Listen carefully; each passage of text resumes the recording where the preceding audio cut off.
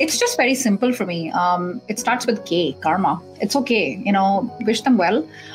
Anyone who rejects you because life happened to you says more about them than it does about you. Now, if a hiring manager said this to you, I can't see someone if they're not currently working. Okay, fine. At some point, mark my words, this hiring manager has parents, I guess, somebody is going to fall ill. This person is going to need time off. And this person is going to face. So, what goes around comes around. I don't think about that. Makes me feel better. Yeah. Do they care about the fact that I haven't worked for 2.5 years, 1 year? Yeah, they do. You know why? Because you care about it. Whether you think you can or you can't, you're right. That's what Henry Ford said. Some of the truest words ever spoken. If I lead with that and I'm like, it shows in my body language, it shows in my shoulder thing. My problem, Lee, was when I was in the middle of long-term unemployment, I had a plus and a minus. The plus was I didn't care that I was unemployed in front of the hiring manager. I brought my A game. However, socially, I didn't want to see people. I was bitter. I don't want to know how you got this job in Google. I don't want to know how you got this promotion. I didn't want to look at LinkedIn. So you gotta understand those triggers. But to answer your question, yeah, wish them well. If something happens to them, I don't really care. They're not your people.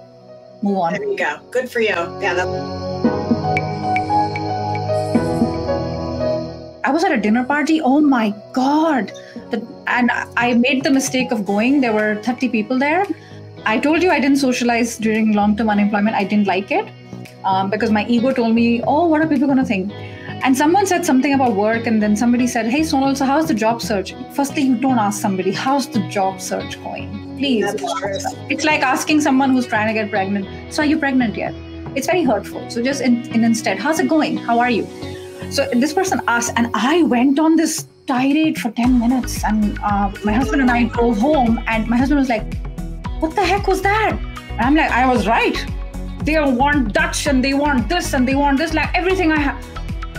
And then I like, oh my God, like listen to me. So it will come. It will come at some point. And I also want to say last thing, Bob Mcintosh has written a blog last week on mistakes he made during unemployment. Read it. Every word has come from painful experience. Highly recommended. Talk about it. Talk about it, because if you are going to talk about it, you are leading the way in a dark room with a little torch, and others are like, he didn't get burnt. He talked about it. And things that were taboo 110 years ago, for example, women giving the right to vote. Ew, that's disgusting. Who wants to get into, what is the word they used? Suffrage, right? Suffrage. Women's suffrage. There's always going to be a topic in an era which is taboo, not to be talked about. So the only way to make something less taboo and less of a stigma is to just talk about it, because there's nothing to hide. There's nothing to hide. And one of the things I recommend, I have an approach, it's a 5-step approach. One of the things I say in it is be proactive. So mention it in your resume. That's my advice. People may not agree with it. Don't hide the fact that you're unemployed. You talk about all the things you've been doing. Loren has great ideas. Mention those things that you're doing. You have attacked something that you think was holding you back.